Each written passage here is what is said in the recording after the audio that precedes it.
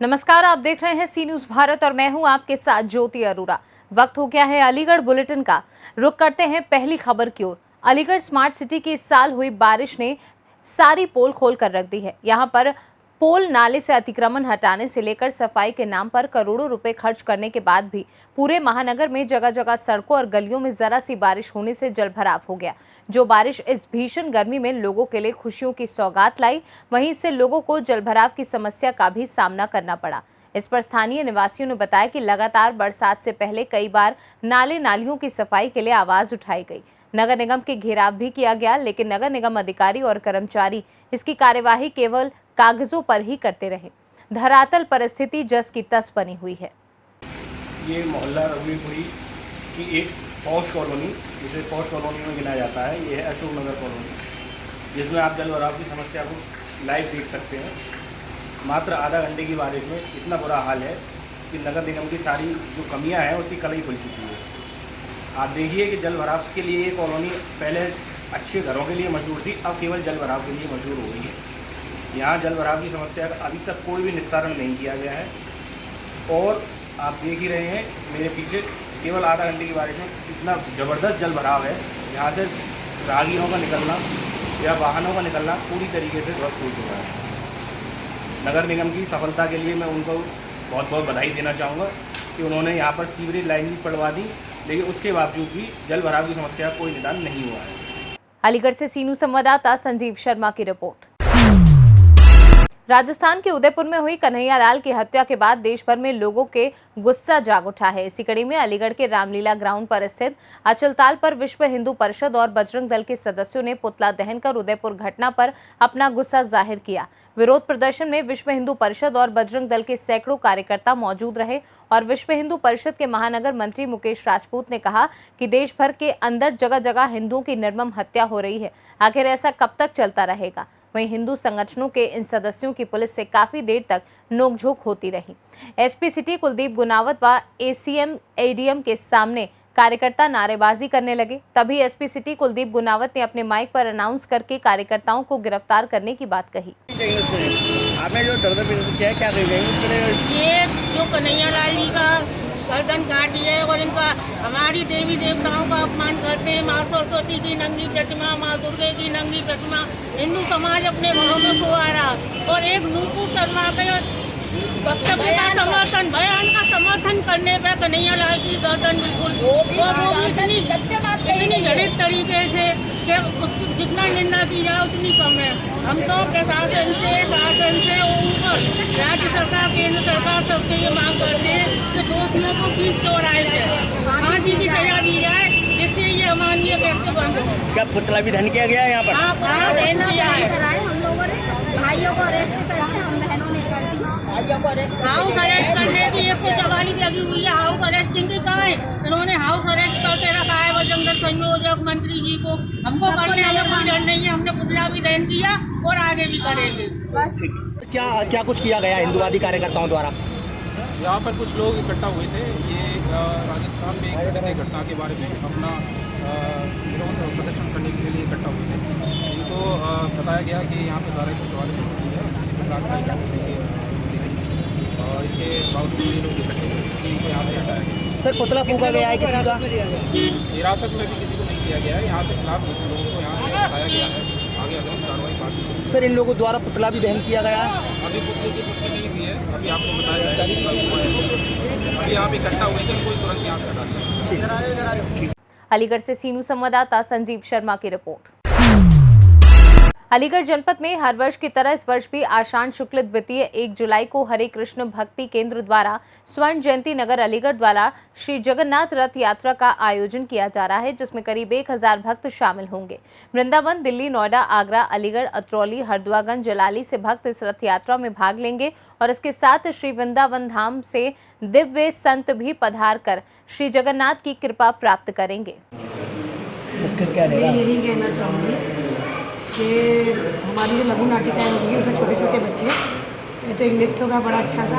इसमें जगन्नाथ जी की लीलाओं का, छोटी छोटी लीलाओं का कैसे उन्होंने अपने भक्तों पे कृपा वर्ष की वो दिखाया जाएगा। उसके बाद ये दिखाया, उसके बाद थोड़ा सा नृत्य है और वर्दी से इधर सिंगिंग भी है बच्चों की तरफ से, भजन संध्या तो प्रॉपर होगी। और जगन्नाथ जी का जो मुख्य दर्शन होगा, जो श्रृंगार होगा, वहाँ जाके और भव्य की कामना करते हैं।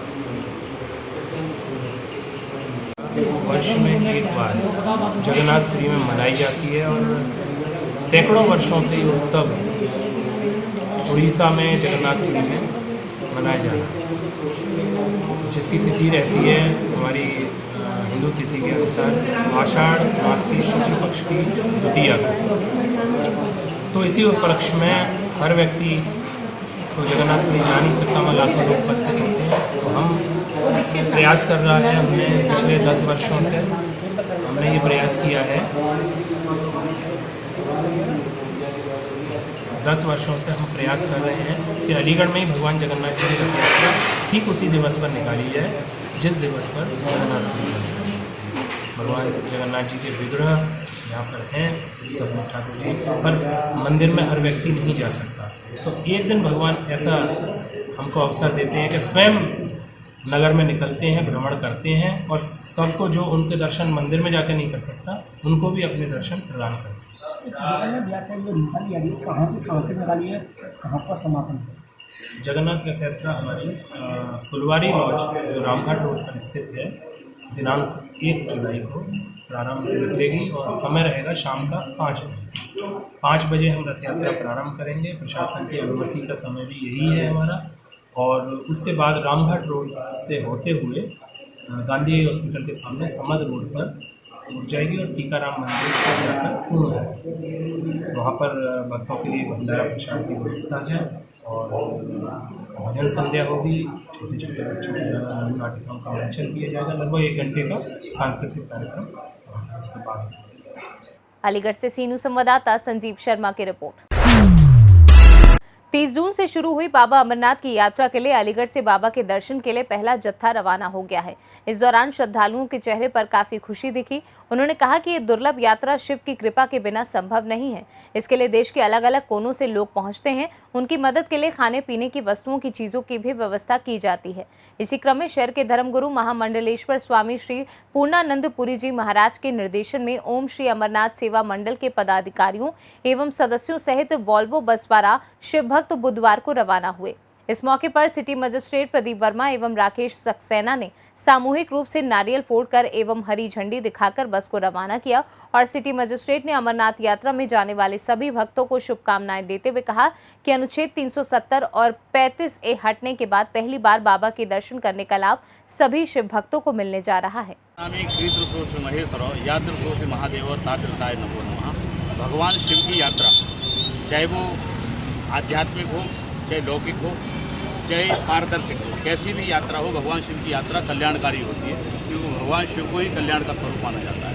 तो हम लोग इस यात्रा को करने जा रहे हैं और ऐसा सौभाग्य भी है हम लोगों का कि धारा 376 हटने के बाद हम लोग अब ये पहली यात्रा करने के लिए जा रहे हैं। वैसे तो जाते ही रहते थे। तो आज अलीगढ़ से अमरनाथ सेवा मंडल के तत्वावधान में ये यात्रा प्रारंभ हो रही है और आज की यात्रा का शुभारंभ हमारे सिटी मजिस्ट्रेट श्री प्रदीप वर्मा जी ने की और उनके साथ में शहर के गणमान्य तमाम लोग उपस्थित हुए। तो ये यात्रा हम लोग केवल अपने जनमानस के लिए, अलीगढ़ के कल्याण के लिए, अलीगढ़ के मंडल के कल्याण के लिए इस यात्रा का आयोजन किया जा रहा है। सभी भक्त जा रहे हैं। लगभग 45 सदस्यीय हमारी टीम ये यात्रा करने जा रही है। इस यात्रा में भगवान अमरनाथ के दर्शन तो करेंगे, वो मुख्य हम लोग दर्शन करने जा रहे हैं। उसके बाद वैष्णो देवी के दर्शन करेंगे और उसी के साथ साथ हम लोग जो हमारी सबकी कुल देवी कांगड़ा देवी, उनके भी दर्शन करेंगे। नगर कोतवाली माँ के, ज्वाला जी, चित्रकूटी, इनके सबके दर्शन करते हुए तब लोग आएंगे और अलीगढ़ में सुख शांति समृद्धि बनी रहे, व्यापार उन्नति हो जाए, ये सब कामना करते हैं। ये गुरु कहाँ से जा रही है? ये यात्रा अलीगढ़ से प्रारंभ हो रही है। अलीगढ़ का जो सिद्ध मंदिर अचलेश्वर भगवान है, उनके शरण में हम लोग प्रणाम करते हुए फिर बस स्टैंड वाली देवी को प्रणाम करते हुए उसके बाद हम लोग प्रारंभ करते हैं। अलीगढ़ से सीनू संवाददाता संजीव शर्मा की रिपोर्ट। अलीगढ़ जनपद के थाना अकराबाद क्षेत्र के गांव अदौन में ड्रग इंस्पेक्टर ने मेडिकल स्टोर पर छापा मारकर कई हजारों की नकली दवाएं पकड़कर सील कर दिया और बताया कि बिना लाइसेंस के दोनों मेडिकल स्टोर संचालित हो रहे थे।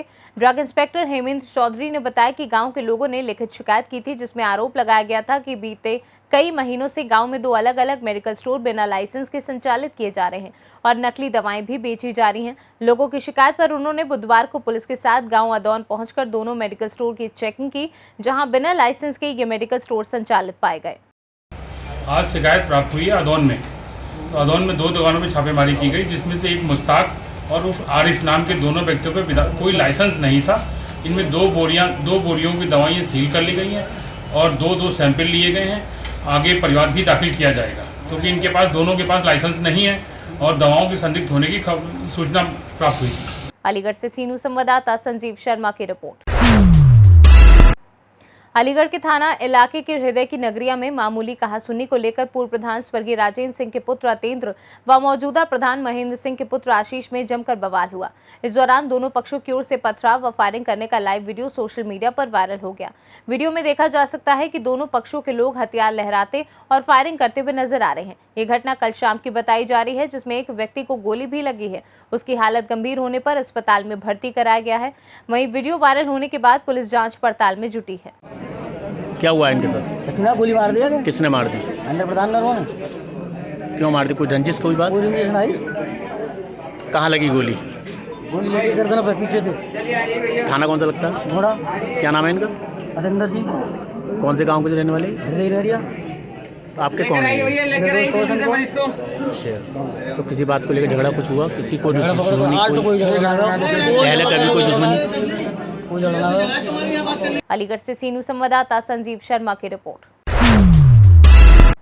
अलीगढ़ में भारतीय जनता पार्टी के युवा मोर्चा जिलाध्यक्ष धर्मवीर सिंह लोधी को एक अनजान फोन से 5 लाख की रंगदारी मांगने का मामला सामने आया है। वहीं रंगदारी के रूप में 5 लाख रुपए न देने पर फोन करने वाले युवक ने जिलाध्यक्ष को जान से मारने की धमकी दी है, जिसके बाद इस मामले को लेकर भाजयुमो जिलाध्यक्ष धर्मवीर सिंह लोधी आज एसएसपी कार्यालय पहुंचे और शिकायती प्रार्थना पत्र देकर कार्यवाही की मांग की है।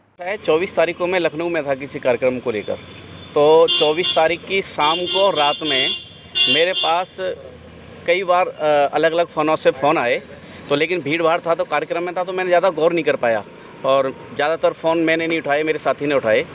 जब मैं 25 तारीख को लखनऊ से आ रहा था तो 12 बजे के आसपास में एक अननोन नंबर से कॉल आया, तो मैंने उठाया। तो उठाते ही उसने बदतमीजी शुरू कर दी। बोले कि कल से फ़ोन कर रहे हैं, तो जब फ़ोन उठाने का होश नहीं है कि किससे बात करनी है। मैंने आप बोल कौन रहे हैं और कैसे इस तरीके से असभ्य भाषा का आप उपयोग क्यों कर रहे हैं। तो बोले कि अगर आपने 5 लाख रुपए हमारे कहने के हिसाब से अगर इस जगह पर नहीं पहुंचाए जो हम बताएंगे, हम आपको जान से मार देंगे, इस तरह की। और फिर फैमिली को लेकर और मेरे परिवार वालों को लेकर बहुत गंदी गंदी गालियाँ दी। तो तभी मैंने तुरंत कप्तान साहब को फ़ोन किया, तो कप्तान साहब की जैसी जानकारी में आया तो उन्होंने कहा कि इंस्पेक्टर कुआरसी को तुरंत बताइए। तो मैंने इंस्पेक्टर कुआरसी को बताया और लौट के जब आया तो मैंने एफआईआर दर्ज कराई। एफआईआर दर्ज हो गई? जी, एफआईआर दर्ज हो गई। पता चला क्या नंबर था? नहीं, नंबर मैंने उनको दे दिया है और वो उसकी जांच कर रहे हैं। अभी मैं कप्तान साहब से मिलकर आया हूं। इन्होंने पूरी तरह से आश्वस्त किया है कि जल्द से जल्द सख्त कार्रवाई करके उनको गिरफ्तार किया जाएगा। क्या लगता है कौन लोग होंगे? ये कहना तो असंभव होगा कि कौन लोग होंगे। अब तो जब वो पकड़ में आएंगे तभी पता चल पाएगा कि वो कौन लोग थे। क्या नाम है आपका? क्या पता? मैं धर्मवीर सिंह लोधी, जिलाध्यक्ष भारतीय जनता युवा मोर्चा अलीगढ़। अलीगढ़ से सीनू संवाददाता संजीव शर्मा की रिपोर्ट। अलीगढ़ बुलेटिन में फिलहाल के लिए इतना ही। देश और दुनिया की बाकी खबरों के लिए आप देखते रहिए सी न्यूज़ भारत।